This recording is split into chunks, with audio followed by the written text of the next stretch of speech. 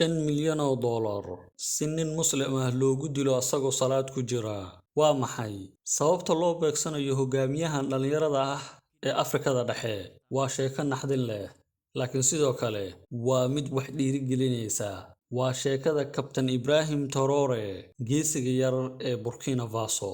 Waxaan doonaynaa muuqaalkan inaan ku sharaxno shirqool dil oo ay isku dayeen inay ku dilaan hogaamiyaha Afrikaanka ah ee Ibrahim Traore. Waa kuma Ibrahim Traore? Haddii aad ku cusub tahay kanaalkan, fadlan waxaan kaa codsanaynaa inaad hubsato inaad subscribe saarto, sidoo kale like garayso.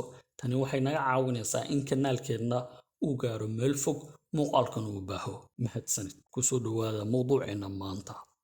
Ibrahim Traore waa madaxweyne da'yar ah, dhalinyaro ah, ka mid ah ciidamada militariga Burkina Faso. Wuxuu dhashay sanadkii 1988. Wuxuu dhameeyay waxbarashadiisa sare isaga oo bartay cilmiga geologiga ka hor intuusan ciidan noqon.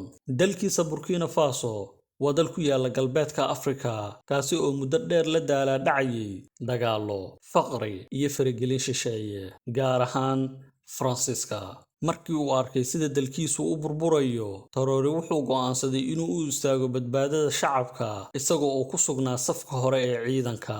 Sidee ayuu Ibrahim Traore xukunka ku yimid? Sanadkii 2022, Ibrahim Traore wuxuu afgembi kula wareegay xukunka dalka Burkina Faso isagoo meesha ka saaray madaxweyne Paul Henri Damiba. Isna wuxuu ahaa sarkaal hore u sameeyay afgembi. Laakiin Ibrahim Traore waxa uu helay taageero ballaaran oo shacabka reer Burkina Faso ah, sababtoo ah wuxuu ballan qaaday isbeddel dhab ah in Burkina Faso ka xoroobi doonto faragelinta reer galbeedka, gaar ahaan Faransiiska. sidoo kalena aynan daldalan doonin khayraadka dalkiisa ee dabiiciga ah. Wuxuu si cad u sheegay inuu doonayo in dalka dib u helo madaxbannaanidiisa, ciidamada dib u dhiso, khayraadka dalka gudaha lagu maamulo, iyo in dadka la siiyo awoodda dhabta ah. Weerar qarsoon ayay ku soo qaadeen dhammaadka bishii Abriil ee 2025. Mid ka mid ah ilaalada gaarka ah ee Ibrahim Traore ayaa shaaciyay sir aad u culus.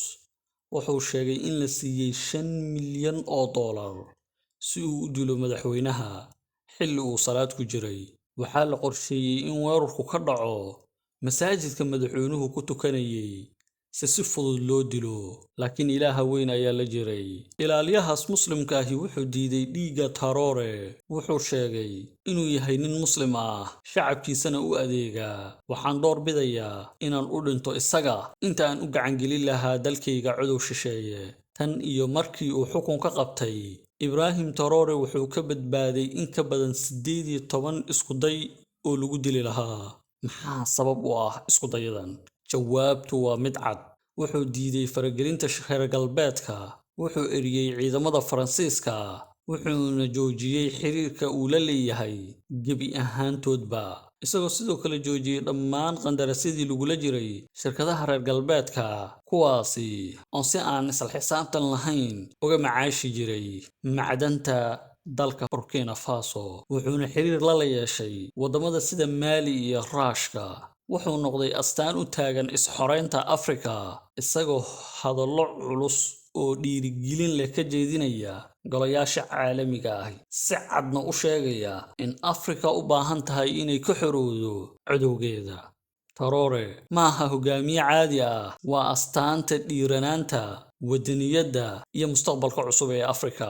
Ibrahim Traore wuxuu iftiimiyay in Afrika aysan ahayn wax lagu ciyaaro, in dhalinyarada Afrika aysan u baahnayn inay dibadda u cararaan, in nabad, cadaalad iyo horumar laga dhalin karo gudaha qaaradda Afrika. Su'aashu waa, Ibrahim Traore ma noqon doonaa hogaamiye dhab ah oo u soo baxay Afrika, mise waa hogaamiye kale oo ay caburin doonaan reer galbeedka ama khaarijin doonaan? Taasi waxaa noo sheegi doontaa waqtiga iyo waayaha. Sidaas iyo nabadgelyo.